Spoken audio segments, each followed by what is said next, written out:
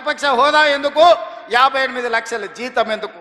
15 నెలల చంద్రశేఖరరావు గారికి తెలంగాణ రాష్ట్ర ప్రభుత్వం 58 లక్షల రూపాయల జీత భత్యాలు ఇచ్చి వందలాది మంది పోలీసుల పహారను వారికి కల్పించింది.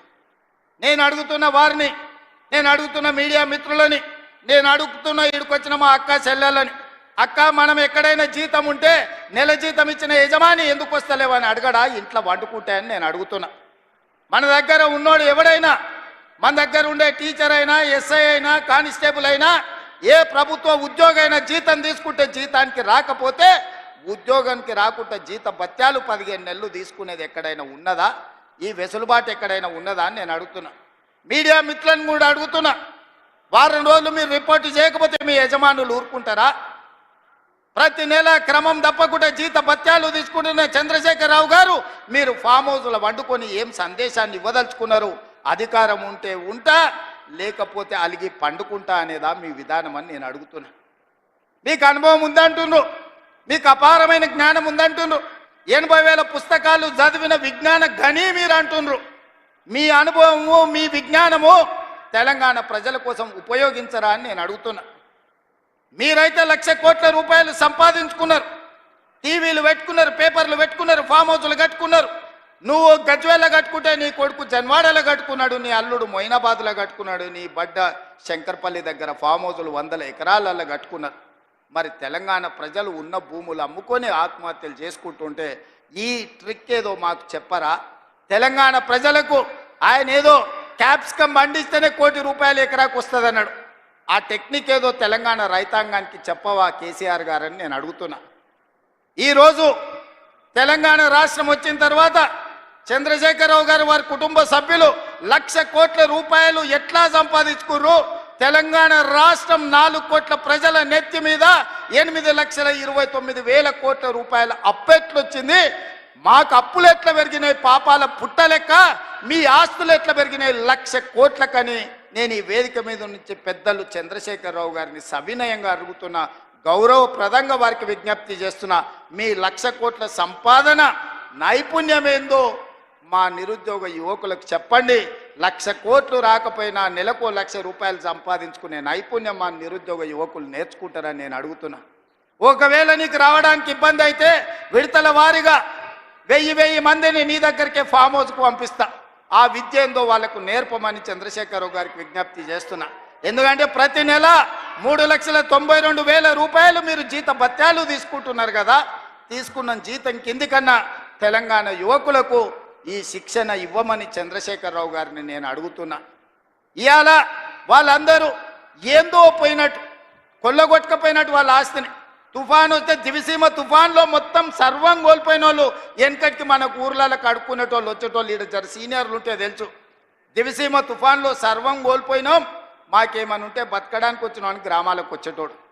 దివిసీమ తుఫాన్లో కొట్టుకపోయిన వాళ్ళకంటే వాళ్ళ కుటుంబం దిగాలు పడిపోయి ఉన్నారు. అధికారం శాశ్వతం అనుకున్నారా అని నేను అడుగుతున్నా. అందుకే మిత్రులారా, ఆనాడు ధనిక రాష్ట్రాన్ని ఈనాడు చంద్రశేఖరరావు గారి కుటుంబం దివాలా తీయించింది.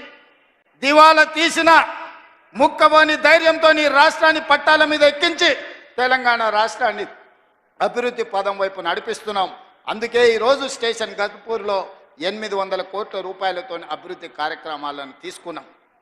కొన్ని విషయాలు ఆడబిడ్డల విషయం కావచ్చు, ఆర్టీసీ బస్సులు ఇవ్వడం కావచ్చు, లేకపోతే సోలార్ పవర్ ప్లాంట్లు కావచ్చు, ఎన్నడైనా వాళ్ళు ఆలోచన చేసిండ్రా ఈ ఆడబిడ్డలను ఆదుకోవాలని?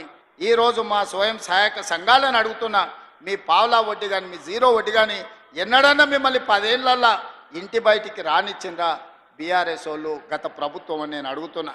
ఇవాళ మా అక్కల్ని అందరినీ ధైర్యంగా రండి, మీ తమ్ముడికి అడ్డగా నిలబడండి, మీ సోదరుడు ఉన్నాడు, మీరు అభివృద్ధి పదం వైపు నడవండి అని చెప్పి ఈరోజు ఆడబిడ్డలకు ఈరోజు మేము నిలబడ్డాం. నేను అడుగుతున్నా చంద్రశేఖరరావు గారు, ప్రొఫెసర్ జయశంకర్ గారి ఊరిని కూడా 10 ఏళ్లలో నువ్వు రెవెన్యూ విలేజ్ చెయ్యలేదు.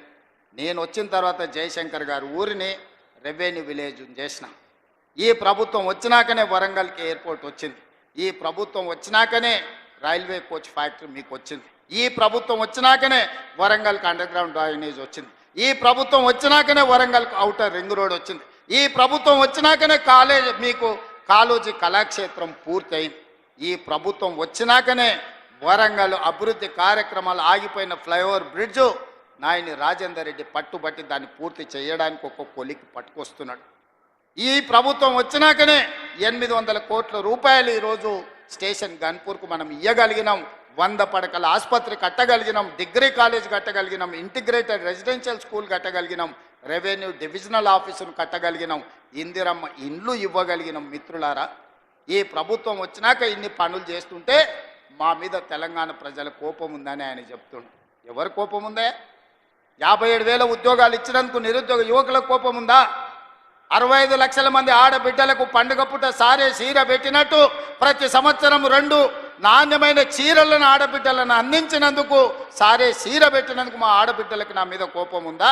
1000 ఆర్టీసీ బస్సులను అందించి కోటీశ్వరులను చేసినందుకు మా ఆడబిడ్డల కోపం ఉందా? 1000 మెగావాట్ల సోలార్ విద్యుత్ ఉత్పత్తి ప్లాంట్లను అదాని అంబానీలతో పోటీ పడే విధంగా మా ఆడబిడ్డలని శ్రీమంతులను చేసినందుకు నా మీద కోపం ఉందా? రైతులకు 20,617 కోట్ల రూపాయలు రుణమాఫీ చేసినందుకు నా మీద కోపం ఉందా? దేనికోసం కోపం ఉంది? 500 రూపాయల బోనస్ ఇచ్చినందుకు ఈరోజు రైతులకు నా మీద కోపం ఉందా అని అడుగుతున్నా. రైతు భరోసా నాడు 10,000 ఉంటే దాన్ని 12,000కు పెంచినందుకు ఈ రైతాంగానికి నా మీద కోపం ఉందా? మీడియా మిత్రులకు 10 ఏళ్ళు నువ్వు ఇవ్వని ఇండ్ల పట్టాలు రవీంద్ర భారతిలో అందించినందుకు మా మీడియా మిత్రులకు నా మీద కోపం ఉందా అని నేను అడుగుతున్నాను. కొంతమంది దొంగలకు దోపిడీదారులకు ఉండొచ్చు, ఎందుకంటే ఈ దొంగలను ఉప్పు పాతరేస్తా దోపిడీదారులను తోలు తీసి బట్టలు ఇప్పదీసి రోడ్డు మీద నించో పెడతానందుకు కొంతమంది దొంగలకు నా మీద ఏమైనా కోపం ఉంటే ఉండొచ్చు. అంటే అన్నా అంటాడు హరీష్ రావు రేవంత్ రెడ్డి అధికారిక కార్యక్రమాలలో తిడతాడు ఎందుకని. ఆయన ఇవాళ మాట్లాడుతుంటే చంద్రశేఖరరావు గారంట తెలంగాణ జాతిపిత అంట.